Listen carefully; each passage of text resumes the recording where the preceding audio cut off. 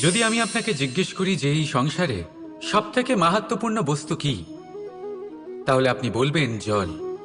আর একদম ঠিক বলবেন। কিন্তু কোন কারণে? এই জন্য যে সে আমাদের জীবন দান করে? এই জন্য যে সে আমাদের তৃষ্ণা মেটায়? নাকি এই জন্য যে আমাদের দৈনিক কাজ থেকে শুরু করে আমাদের মৃত্যু অবধি কাজে আসে, সব কাজে আমাদের সাহায্য করে?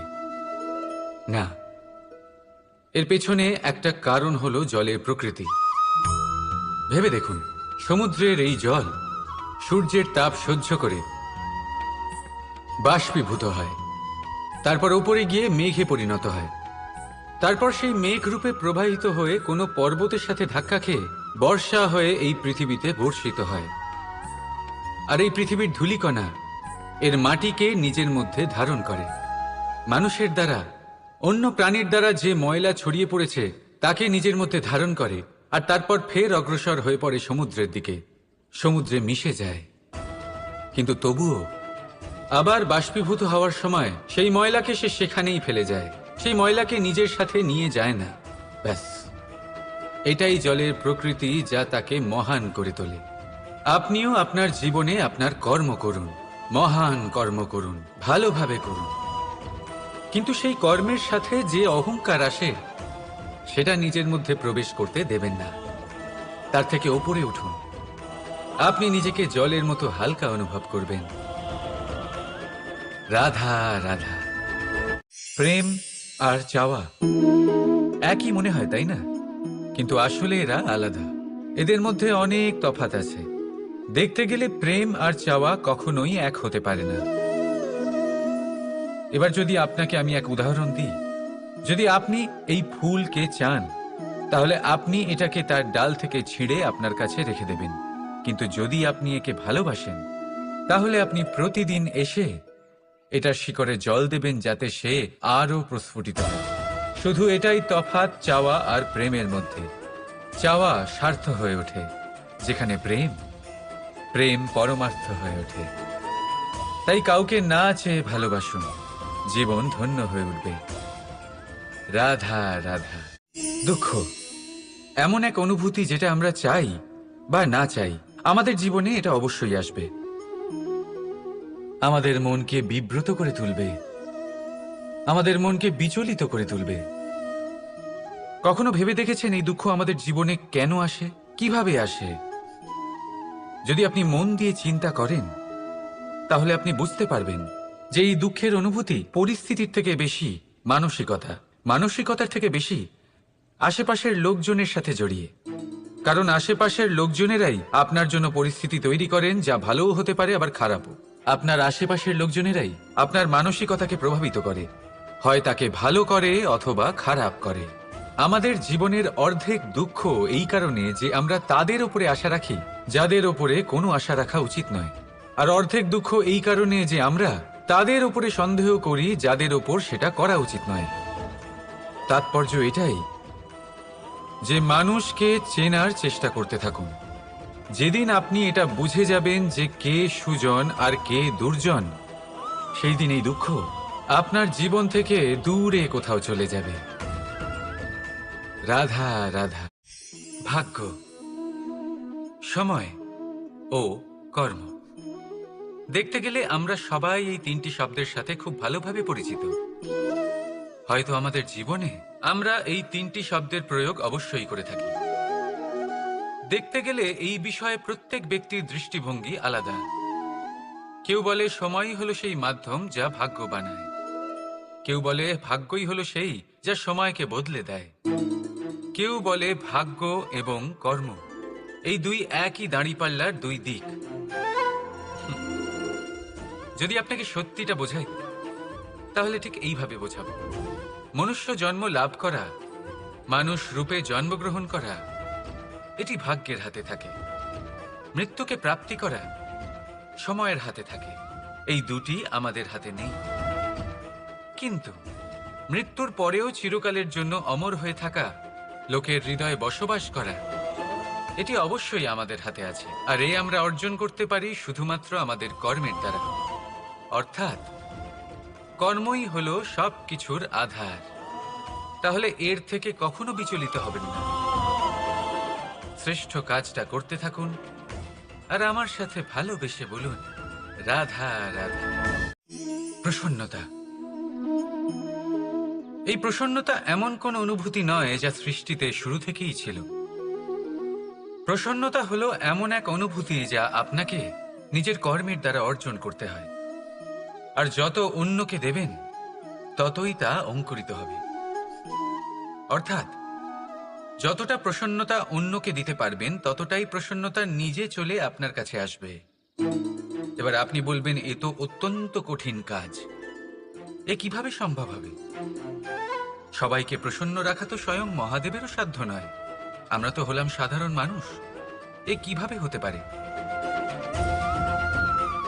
চলুন, আপনার এই কথা আমি মেনে নিলাম। সবাইকে প্রসন্ন রাখা সম্ভব নয়, এটা 100% সত্যি কথা। কিন্তু আমরা চেষ্টা তো করতেই পারি যে প্রসন্নতা না হোক, আমরা যেন কাউকে দুঃখ না দিই। এটা তো আমরা করতেই পারি।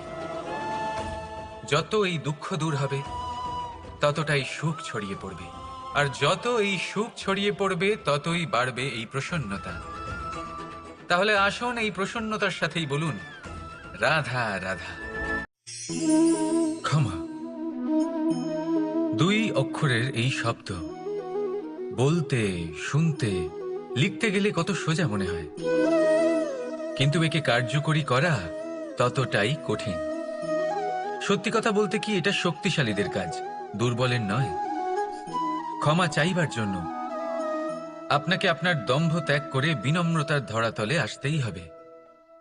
আর ক্ষমা করার জন্য ততটাই ঔদার্যের প্রয়োজন হয়ে থাকে। এবার ভাবুন, সিংহ, যাকে জঙ্গলের রাজা মানা হয়, সে ওই হরিণকে ক্ষমা করতে পারে যে তার ঘুম ভাঙিয়েছে। আপনি কেন করতে পারবেন না? যেখানে সিংহ যদি চায় তাহলে এক প্রহারেই সেই হরিণকে শেষ করতে পারে। জীবনে একটা কথা মনে রাখবেন, যদি আপনার মধ্যে ক্ষমা করার বা ক্ষমা চাওয়ার ক্ষমতা থাকে, যদি আপনার মধ্যে সেই সামর্থ্য থাকে, তাহলে আপনি দুর্বল নয়, আপনি অত্যন্ত শক্তিশালী। কারণ আপনার কাছে সেই শক্তি আছে যা হলো অত্যন্ত মহান। রাধা রাধা। মানুষের সবসময় এই ইচ্ছেই থাকে যে সে পরিপূর্ণ হবে, তাই সবসময় চেষ্টা করতে থাকে, কর্ম করতে থাকে, যেন তার জীবনে কোনো ত্রুটি না থাকে, কোনো দোষ না থাকে, কোনো ভুল না থাকে। কিন্তু যখন মানুষ এটা করতে থাকে, নিজের সম্পূর্ণ মনোযোগ তাতেই কেন্দ্রীভূত করে, তখন তার বিকাশ আস্তে আস্তে থেমে যেতে থাকে। কিভাবে? আপনি বলবেন, এতে ভুল কি আছে? এ তো বেশ ভালোই মনে হচ্ছে। দেখুন, এই ত্রুটি, এই ভুল, এই দোষ আপনি যাই করে নিন আপনার জীবনে থাকবেই থাকবে। এবার আমার কথা শুনুন, এইগুলোই পরবর্তীকালে আপনাকে জীবনে শুধরোতে বাধ্য করবে।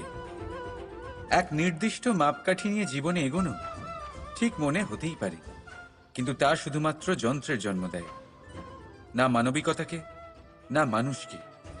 তাই মনে রাখবেন, যদি আপনি নিজের জীবনের দরজা প্রত্যেক ভুলের জন্য, প্রত্যেক দোষের জন্য বন্ধ রাখেন, তাহলে জেনে রাখবেন সমস্ত সত্য সেই বাইরেই থেকে যাবে।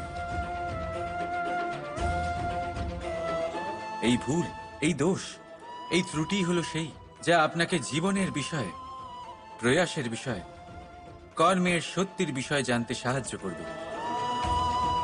এই ত্রুটিগুলিকে আপন করতে শিখুন আর আমার সাথে ভালোবেসে বলুন, রাধা রাধা। আমরা জীবনে বাঁচার জন্য কিছু না কিছু করতে থাকি। কিছু কাজ আমরা করে থাকি আর্থিক স্বাচ্ছল্যতার জন্য, কিছু কাজ আমরা করে থাকি এই মনকে প্রসন্ন করার জন্য। কিন্তু আমাদের মধ্যে বেশিরভাগ মানুষ এই ভেবে ভেবে চিন্তার মধ্যে থাকেন যে কোনো কাজ আমরা যা ভেবেছি সেটা সেভাবে ঠিক হলো না, বা এই কাজ সম্পূর্ণ হলো না, বা কাজের পরিমাণ দেখে দুশ্চিন্তা করতে থাকেন। এবার এই যে দুশ্চিন্তা, এটা দুঃখকে আহ্বান করে, আর দুঃখ প্রতি মুহূর্তে আমাদের মেরে ফেলে। তাহলে ভাবুন, এ কি সত্যি? কাজের পরিমাণ কি আমাদের সত্যি সত্যি মেরে ফেলতে থাকে? কখনোই নয়। বুঝুন একটা গুরুত্বপূর্ণ কথা, আজ পর্যন্ত এই সংসারে যত মহাপুরুষ এসছেন, ওনাদের কাছেও ততটাই সময় ছিল যতটা আজ আপনার কাছে আছে। তত ঘন্টাই ছিল, তত মুহূর্তই ছিল। পার্থক্য শুধু এটাই, ওনারা চিন্তা করে সময় নষ্ট করেননি, তারা পরিকল্পনা করেছেন, তাকে কার্যকর করেছেন, আর জীবনে মহান থেকে মহানতর কাজ করেছেন, যার জন্য আজও আমরা ওই মহাপুরুষদের স্মরণ করে থাকি। একটা গুরুত্বপূর্ণ কথা মনে রাখবেন, কাজের পরিমাণ কখনো আমাদের মেরে ফেলে না, কাজের দুশ্চিন্তা আমাদের মেরে ফেলে। তাই এই চিন্তাকে কোথাও ত্যাগ করুন আর নিরন্তর চেষ্টা করতে থাকুন, পরিকল্পনা করতে থাকুন এবং জীবনে সামনে এগোতে থাকুন। আনন্দই আনন্দ পাবেন। তাহলে একটু আনন্দ বের করে আমার সাথে বলুন, রাধা রাধা। আমরা কর্ম করি, আর সেই কর্ম অনুসারে আমাদের তার ফল প্রাপ্ত হয়। এখন এই কর্ম আরো শ্রেষ্ঠ হতে থাকে, আমরা আরো প্রেরিত হতে থাকি। তার জন্য আমরা বড় বড় জ্ঞানীদের থেকে প্রভাবশালী, প্রেরণাদায়ক ব্যক্তির সাথে দেখা করার চেষ্টা করি, দেখা করিও, নিজের কর্মের বিষয়ে বিচার করি, আলোচনা করি, তাই তো? কারণ আমাদের কাজ দেখে তাতে বিশেষ মতামত সামনে থাকা ব্যক্তি দিতে পারে, কিন্তু এই পুরো চক্রতে সংসারের সব থেকে গুরুত্বপূর্ণ ব্যক্তির সাথে কথা বলতে আমরা ভুলেই যাই। আপনি কি জানেন সংসারের সব থেকে গুরুত্বপূর্ণ ব্যক্তি কে? স্বয়ং আপনি। হ্যাঁ, আপনি সে। আপনি জীবিত আছেন, তাই এই সংসার জীবিত আছে। আপনি হলেন আপনার সমস্ত কর্মের কেন্দ্র। তাই এবার থেকে প্রতিদিন একটু সময় নিজের জন্য বের করে নিজের সাথে কথা বলুন, নিজেকে বুঝুন, নিজের কর্মকে বুঝুন। কিছু প্রশ্ন আসবে, কিছুর উত্তর পাবেন, আরো কিছু প্রশ্ন আসবে যার উত্তর আপনি অবশ্যই পাবেন, কিন্তু এটা করবেন অবশ্যই, নয়তো আপনি এই সংসারের সব থেকে গুরুত্বপূর্ণ ব্যক্তির সাথে দেখা করার সুযোগই হারিয়ে ফেলবেন। এবার বলুন, আপনি কি এরকম চাইবেন? রাধা রাধা। কি হলো, মন খারাপ? জীবনের সমস্যার বিষয়ে ভাবছেন? ভাবছেন যে কেন সমগ্র সংসারের সমস্ত কষ্ট, সমস্ত সমস্যা আমার ঝুলিতেই এসে জড়ো হলো? সবাই এটাই ভাবেন। চলুন, আমি আপনাকে বিচার বিবেচনা করতে বাধ্য করছি। ভাবুন ঝিনুক, ঝিনুকের পেটের ভেতর কাঁকড়ের এই যন্ত্রণা, ঝিনুককে তা কেন ভোগ করতে হয়? বটবৃক্ষের বীজ মাটিতে 7 হাত নিচে অন্ধকারে ঘেরা থাকে, কেন? সংসারের সবচেয়ে তীক্ষ্ণ জ্বালা সূর্যকেই জ্বালায়, কেন? কারণ ঝিনুকের মধ্যে সেই ক্ষমতা রয়েছে মুক্ত জন্ম দেওয়ার। বটবৃক্ষের বীজেই সেই বল রয়েছে যে সে সংসারের সবচেয়ে দৃঢ় বৃক্ষ হতে পারে। সূর্যের মধ্যে সেই ক্ষমতা রয়েছে যে সে নিজে জ্বলে এই ব্রহ্মাণ্ডকে প্রকাশ দিতে পারে। সেজন্য জীবনে যখনই বিপদ আসবে, সমস্যা আসবে, তখন নিজেকে বোঝান যে প্রকৃতি আপনাকে এই জন্য চয়ন করেছে, কারণ প্রকৃতি এটাই ভাবে যে এই পরিস্থিতিতে সর্বশ্রেষ্ঠ ফলাফল আপনি বের করতে পারবেন। রাধা রাধা। আমাদের মধ্যে বেশিরভাগ মানুষেরই এই অভিযোগ থাকে যে মানুষ তখনই আমাদের স্মরণ করেন যখন সেই সময় আসে যখন আমাদেরকে প্রয়োজন হয়, যখন কোনো কাজ থাকে। যখনই এই সময় পেরিয়ে যায়, তাদের কার্যসিদ্ধি হয়ে যায়, তারা আমাদের থেকে দূরে চলে যান, ভুলে যান আমাদের। এবার এই বিষয়ে ভেবে খারাপ অবশ্যই লাগে। এই পরিস্থিতিকেই অন্য এক দৃষ্টিভঙ্গি দিয়ে দেখার চেষ্টা করুন। মনে রাখবেন, মানুষ প্রদীপের সন্ধান তখনই করেন যখন তার জীবনে অন্ধকার থাকে। আপনি প্রসন্ন হয়ে উঠুন, কারণ আপনার কাছে সেই সুযোগ আছে যে কারোর জীবনে প্রকাশের কিরণ আনতে পারছেন, কাউকে সঠিক পথ দেখাতে পারছেন, কারোর সহযোগিতা করতে পারছেন, এই পুণ্য অর্জন করতে পারছেন। কারোর থেকে কোনো আশা রাখার দরকার নেই। যার আপনাকে যতটা প্রয়োজন তাকে ততটাই সাহায্য করুন, ততটাই সবাইকে প্রেম বিতরণ করুন, আর এই প্রেমের ভাব নিয়েই আমার সাথে বলুন, রাধা রাধা। বন্ধু আর শত্রু, প্রত্যেকের জীবনের একটা বড় অংশ এর উপরে নির্ভরশীল হয়ে থাকে।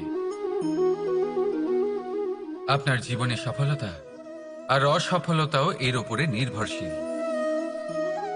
কিন্তু এই বন্ধু এবং শত্রুদের খুঁজে পাওয়ার জন্য আপনাদের বাইরে যাওয়ার প্রয়োজন নেই, কারণ এরা স্বয়ং আপনার ভেতরেই আছে। আপনি যদি বিনম্র থাকেন, যদি আপনি নিরন্তর প্রয়াস করতে পারেন, তাহলে আপনার কোনো বন্ধুর প্রয়োজন নেই। যদি আপনার মধ্যে অহংকার থাকে, যদি প্রতি কথায় আপনার মধ্যে ক্রোধ উৎপন্ন হয়, তাহলে আপনার শত্রুর কোনো প্রয়োজনই নেই। নিজের অন্তরের এই বন্ধু ও শত্রুকে চিনুন, আর আমার সাথে ভালোবেসে বলুন, রাধা রাধা। এই পাত্র দেখছেন আপনারা, কি সুন্দর এটা। জলকে শীতল রাখে আর ঘরকে সুন্দর। এবারে ভাবুন, যদি এই পাত্র আমার হাত থেকে পড়ে যায়, তাহলে ভেঙে গেল, তাই না? এবার এবার কি হবে? আপনি বলবেন সহজ ব্যাপার, আরো একটা পাত্র কিনে নাও, এক মুদ্রায় পেয়ে যাবে। এই পাত্রের বাস্তবিক মূল্য আপনি যদি জানতে চান, তাহলে সেই কুম্ভকারকে জিজ্ঞাসা করুন, যিনি এই পাত্র বানিয়েছেন। কতটা পরিশ্রম করতে হয়েছে ওনাকে তা জিজ্ঞেস করুন। সর্বপ্রথম তিনি সেই মাটি মেখেছেন, তারপর তাকে চাকায় বসিয়ে গঠন করেছেন, তারপর কতবার চেষ্টা করে তাকে সঠিক আকার দিয়েছেন, তারপর আগুনের তাপে পুড়িয়ে তাকে কঠিন বানিয়েছেন, তারপর রং করে তাকে সাজিয়ে আমাদের সামনে প্রস্তুত করেছেন। এত পরিশ্রম দ্বারা তৈরি এই পাত্র আমরা স্বল্প দামে নিজের করে নিলাম।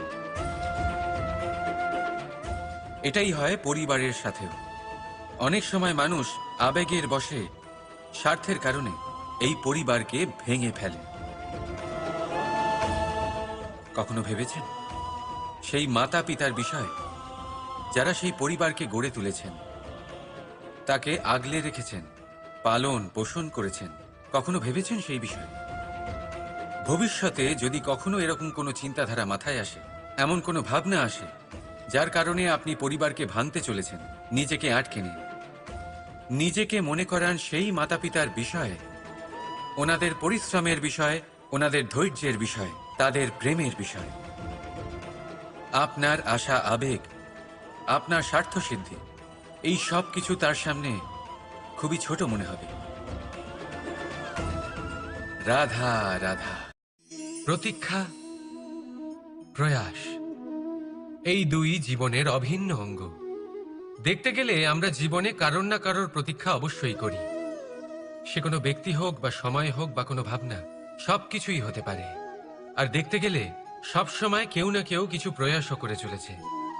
যেমন সাফল্য আসার প্রতীক্ষা, বিফলতা যাতে না আসে তার জন্য প্রয়াস, সুখ আসার প্রতীক্ষা, দুঃখ যাতে না আসে তার জন্য প্রয়াস। এবার প্রতীক্ষা আর প্রয়াসের মধ্যে এক ঘনিষ্ঠ সম্পর্ক রয়েছে, আর তা হলো যিনি প্রতীক্ষা করেন তিনি ঠিক তাই পান যা একজন প্রয়াস করা ব্যক্তি পেছনে ফেলে আসে। তাই প্রতীক্ষা নয়, প্রয়াস করুন।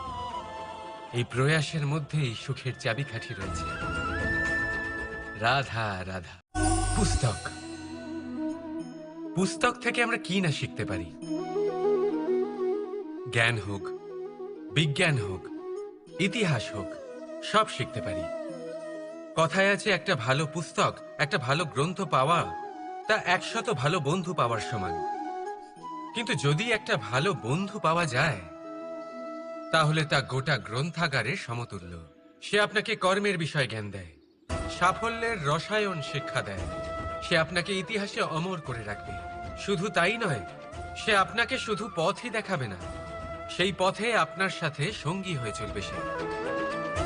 সেই জন্য জীবনে যদি কোনো ভালো বন্ধুকে পাশে পান, তাহলে তাকে আপন করে রাখবে, তাকে সামলে রাখবে, জীবন সহজ হয়ে যাবে। রাধা রাধা। ধৈর্য, এই ধৈর্য কি কোনো গুণ, কোনো অনুভূতি, কোনো দৃষ্টিভঙ্গি? আমার জন্য ধৈর্য এক বাহন। আপনি হয়তো ভাবছেন, এই কেমন বাহন? বাহন তো ঘোড়া হতে পারে, হাতি হতে পারে, উটও হতে পারে, কিন্তু ধৈর্যকে বাহন বানানো মানে?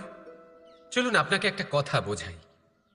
পৃথিবীতে এমন কোনো বাহন নেই যে তার আরোহীকে আছড়ে ফেলেনি।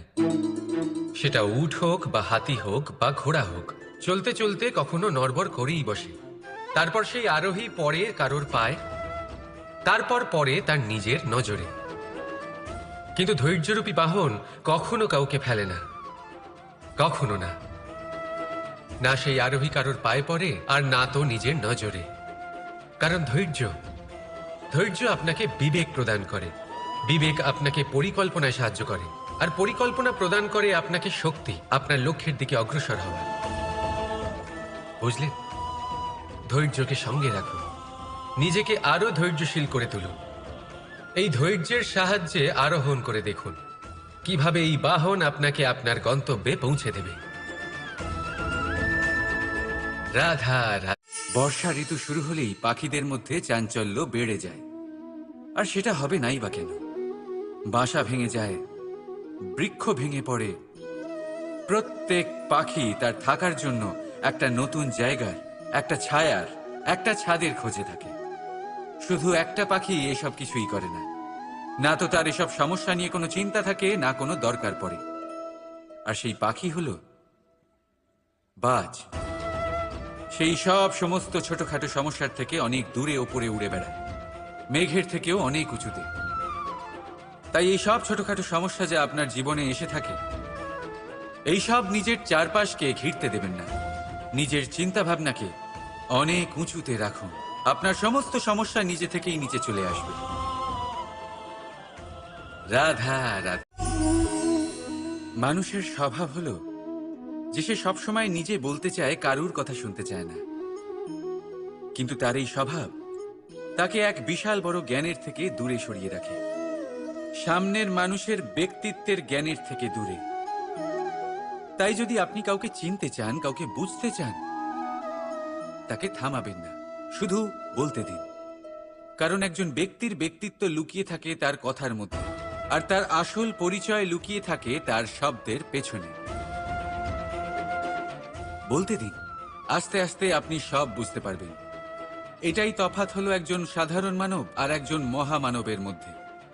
এক যে কাউকে বলতে দেয় না, আর এক যে সবার কথা শোনে। তাহলে সিদ্ধান্ত আপনার, আপনি কি সাধারণ হতে চান না অসাধারণ? কারণ এই ভবিষ্যৎ আপনার। রাধা রাধা। ধন আর মানুষের মনের মধ্যে একটা সম্পর্ক রয়েছে। সেই একই সম্পর্ক রয়েছে সুযোগ আর প্রয়াসের মধ্যে। মানুষ বলে যদি আমি একটু ধন লাভ করি তাহলে আমি কিছু করতে পারি। ধন বলে যদি তুই কিছু করিস তবে তোর কাছে আমি আসব। মানুষ বলে আমি কোনো সুযোগ পেলে তবেই তো চেষ্টা করব। আর সুযোগ বলে তুই প্রয়াস কর তবেই তো আমি দেখা দেব। সবসময় জীবনে সেই কামনা করবেন না যা আপনি অন্য কারোর থেকে বা এই সংসারের থেকে নিয়তির সাহায্যে পেতে পারেন। মনোসংযোগ করুন নিজের কর্মের ওপর, মনোসংযোগ করুন তার ওপর যা আপনার হাতে আছে। অনবরত চেষ্টা করুন, না কোনো আশা করে, না কোনো আকাঙ্ক্ষা নিয়ে। আর তারপর এই জীবনকে দেখুন, সে সফলতা হোক বা সুখ, সে ধন হোক বা হোক সুযোগ, সব নিজে থেকেই আপনার কাছে আসবে। রাধা রাধা। এই ডাল দেখুন, এই সুন্দর পুষ্প দেখুন। এই ডালের সৌন্দর্য হলো এই পুষ্প, আর এই পুষ্পের মেরুদণ্ড হলো এই ডাল। এবার কল্পনা করুন যদি এই ডাল থেকে এই পুষ্পকে ছিঁড়ে নেওয়া হয়, তাহলে আপনি যাই করুন না কেন পুনরায় জোড়া লাগাতে পারবেন না।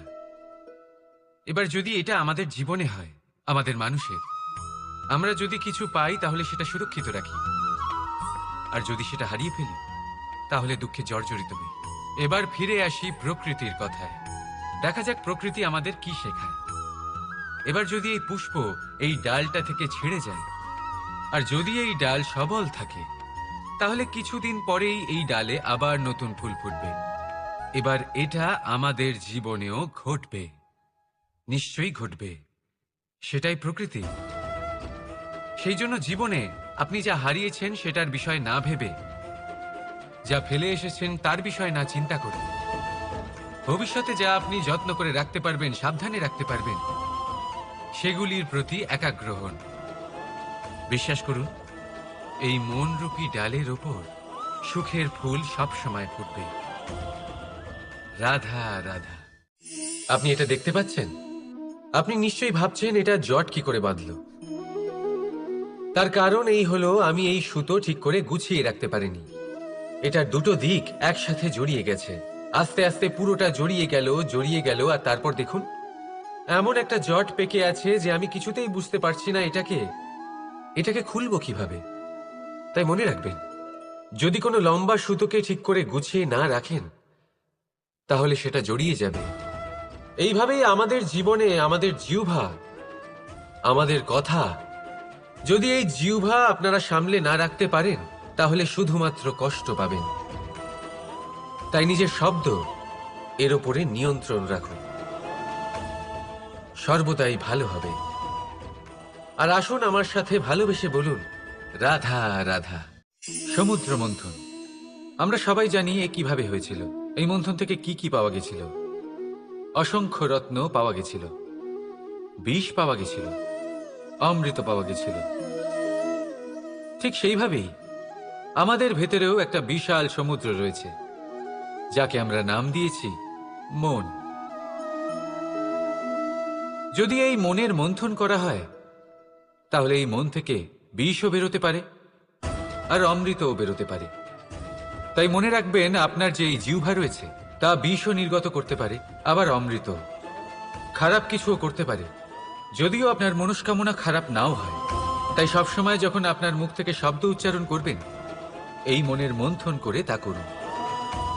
আর আমার সাথে ভালোবেসে বলুন, রাধা রাধা। মানুষের কত রকম অনুভূতি হয়, কিন্তু সে সেটাই করে যেটা সে আজ অবধি করে এসেছে, আর এটাই তার সব থেকে বড় ভুল। আপনাকে যদি উদাহরণ দিই, তাহলে একটা গোয়ালা যে ছোটবেলা থেকে একটাই কাজ করেছে, গরুকে চড়িয়েছে, দুধ বের করেছে, সে সারা জীবন সেটাই পাবে, শুধু দুধ। কিন্তু ভেবে দেখুন, যখন এই দুধ কোনো ময়রার কাছে যায়, তখন সে সেটা দিয়ে মালপোয়া বানায়, মাখন বানায়, বিভিন্ন রকমের সুস্বাদু মিষ্টি বানায়, ঘি বানায়। সে বড় কিছু করে, তার বদলে সে বড় কিছু পায়। তাই মনে রাখবেন, যদি আপনি সেটা করেন যেটা আপনি সব সময় করে এসেছেন, তাহলে আপনি সেটাই পাবেন যা আপনি আজ পর্যন্ত পেয়ে এসেছেন। নতুন কিছু করার চেষ্টা করুন, আলাদা কিছু করার চেষ্টা করুন, নিজেকে বদলানোর চেষ্টা করুন, নিজেকে প্রস্তুত করুন, নতুন কিছু করুন। তাই মনে রাখবেন, যদি আপনি এমন কিছু করেন যা এর আগে কেউ কখনো করেনি, তাহলে আপনি এমন কিছু পাবেন যা এর আগে কেউ কখনো পায়নি। তাই নতুন উপায়, নতুন চেষ্টার দ্বারা নতুন কর্মের পালন করুন, নতুন চিন্তা নিজের ভেতরে জাগ্রত করুন, কারণ এই চিন্তাই সত্য হয়ে আপনার জীবনে আসবে। রাধা রাধা। আপনি জীবনে কখনো দেখে থাকবেন অথবা শুনে থাকবেন যে মানুষ যখন দুধ পান করে, তার মধ্যে যদি কোনো মাছি এসে পড়ে, সে আর সেটা পান করে না, সেই দুধকে কোথাও ফেলে দেয় সে। কিন্তু ভেবে দেখুন, এখানে পরিস্থিতি একটু আলাদা হলে, দুধের বদলে ঘি থাকলে মানুষ কি করে? সেই ঘি ফেলে দেয় না, সেখান থেকে মাছিটাকে বের করে ফেলে দেয়। এটা দিয়ে আমরা কি শিক্ষা পেলাম? এটাই যে এখানে মাছি গুরুত্বপূর্ণ নয়, গুরুত্বপূর্ণ হলো সেই খাবার, ঘি। এবারে ভাবুন, দুধ আর ঘি এই দুই উৎপন্ন হয় গরু থেকে, তাহলে বেশি মাহাত্ম্য ঘিকে কেন দেওয়া হয়? তার কারণ, যে যত বেশি তাপ সহ্য করে সে তত উৎকৃষ্ট হয়, সে ততটা মূল্যবান হয়, এতটাই মূল্যবান যে যদি তাতে কোনো দোষও থাকে, মানুষ সেটা গ্রাহ্য করে না। তাই মনে রাখবেন, এই পুষ্টি অপুষ্টি এ শুধুই নাম মাত্র, কিন্তু পরিশ্রম করা, সংঘর্ষ করা, তাপ সহ্য করা, এটা মানুষের অনুভূতি। তাই নাম নিয়ে না ভেবে অনুভূতির ওপরে মনোনিবেশ করুন, তাকে গুরুত্ব দিন। আর আসুন আমার সাথে ভালোবেসে বলুন, রাধা রাধা। মানুষ এক সামাজিক প্রাণী, সমাজে ঘোরাফেরা করে, অন্য মানুষ খুঁজে বেড়ায়, সম্পর্ক তৈরি করে, সেটাকে গড়ে তোলে, সুখ দান করে, সুখ লাভ করে, নিজের দুঃখকে কম করে। কিন্তু একটা জিনিস সে বোঝে না, কোন ব্যক্তি আপন আর কোন ব্যক্তি পর। দেখুন, আপন সে নয় যে সুখের সময় আপনার সাথে থাকে। আপন সে যে দুঃখের সময়ে শুরু থেকে শেষ অবধি আপনার সঙ্গে থাকে। তাই খেয়াল রাখবেন, সুখের সময় যে আপনার সাথে থাকে তারা সেই ব্যক্তিগণ যাদের আপনি পছন্দ করেন। কিন্তু যে দুঃখের সময়, সমস্যার মধ্যে, কষ্টের ও একাকিত্বের মধ্যে আপনার সাথে থাকে, আপনাকে সব সময় সঙ্গ দেয়, তারা সেই ব্যক্তি যারা আপনাকে পছন্দ করে। এবারে কাকে আপনি আপন বানাবেন আর কাকে পর, সিদ্ধান্ত আপনার। রাধা রাধা।